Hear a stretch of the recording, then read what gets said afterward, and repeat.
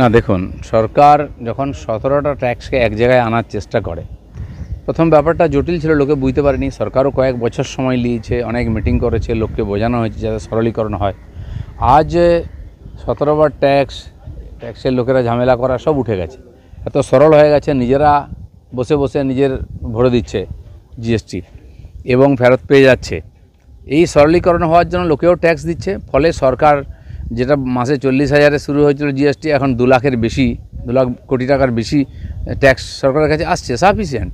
তো সরকারের মনে হয়েছে কিছু কিছু সেক্টরে যদি আমরা কম করি তাহলে সাধারণ মানুষের সুবিধা হবে। তো যে যে সেক্টরে দরকার আছে করছে। আর এখনও হয়তো আমার যেটা মনে হয় আরও কিছু জায়গা আছে যেখানে ট্যাক্স সেখান থেকে আসছে না সরকারের, বা ফাঁকি দেওয়া হচ্ছে, সেগুলো যদি সরকার ধরে তাহলে সাধারণ মানুষ অনেক রিলিফ পাবে। আর সেদিকেই যাচ্ছে। সরকারের হাতে টাকা আছে, তো সরকার সুবিধা কেন দেবে না লোককে? সাধারণ মানুষ খুব খুশি এতে।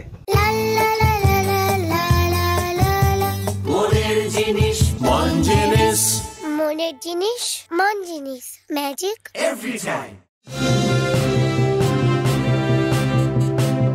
দেখুন, যেভাবে পাশাপাশি দেশ থেকে বিদেশিরা অবৈধভাবে ভারতবর্ষে ঢুকেছে, আর তাদেরকে বার করার দরকার আছে। প্রথম তো চিহ্নিত করার দরকার আছে।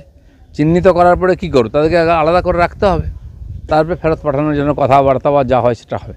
বিশ্বের সব দেশ, সেই দেশে বিদেশিদের তারা অ্যালাউ করে না।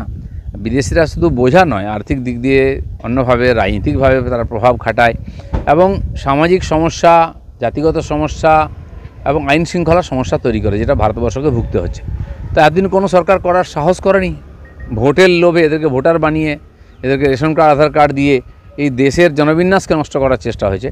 নরেন্দ্র মোদী সরকার ইন্ডিয়া ফার্স্ট, তো দেশের জন্য সব কাজ করছে, সেজন্য দেশের স্বার্থে এই যে সিদ্ধান্ত নিয়েছেন, কঠিন করাটা, কিন্তু এটা করতেই হবে, একদিন সেটা শুরু হয়েছে।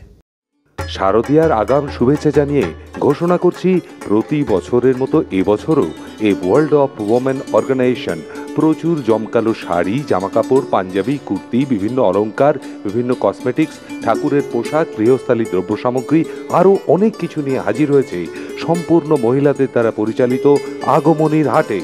এই মেলা চলবে লেকটাউন নবযুবক সংঘের প্রাঙ্গণে। মনে রাখবেন, 5, 6, 7 সেপ্টেম্বর।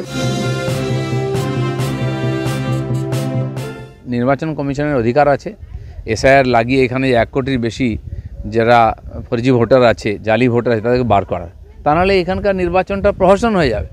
সেই 1 কোটির বেশি জালি ভোটার যদি বাদ দেওয়া যায় না, টিএমসি জিততে পারবে না। আর গত 3টা নির্বাচনে টিএমসি জিতেছে এই জালি ভোটারদের উপরে ভর করেই জিতেছে। তাই তারা দাঁত কামড়ে লেগে যাচ্ছে যাদের বাদ না যায়। একটা কঠিন লড়াই হবে, কিন্তু এটাও একদিন করতেই হবে। তা নাহলে এই নির্বাচন আর কোনো নির্বাচনের মানে হয় না। আর আমার বক্তব্য, যতক্ষণ এসআইআর পুরো হচ্ছে, নির্বাচন যেন বাংলায় না হয়।